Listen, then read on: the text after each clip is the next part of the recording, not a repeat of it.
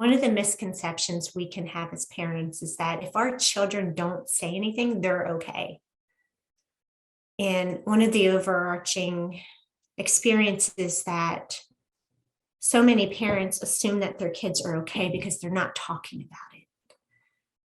And kids are very perceptive.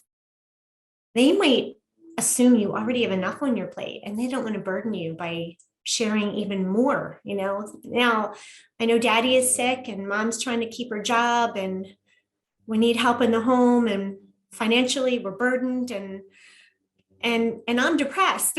you know? So just because your kids aren't saying anything doesn't mean that they don't have worries and concerns. And I'll give you a great example of this.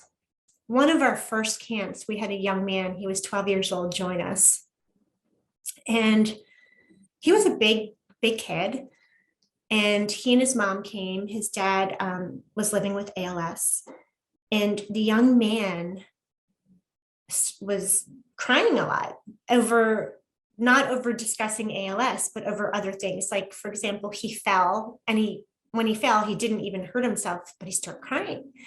And his mom was like, I have no idea what's going on with my son. This is not him.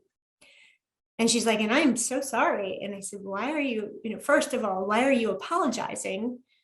This is the first chance that he has felt safe to cry. He's going to use any example he can or any reason he can to cry. That's why he's crying, not because he fell and skinned his knee. He's crying because he can let it out now. And she was like, oh my gosh, I had no idea. And it was an eye-opening experience.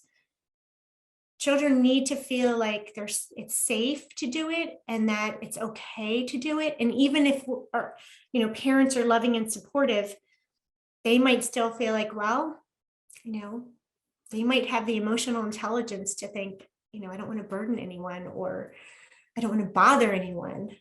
So it is amazing because we just assume, but we have to open our eyes.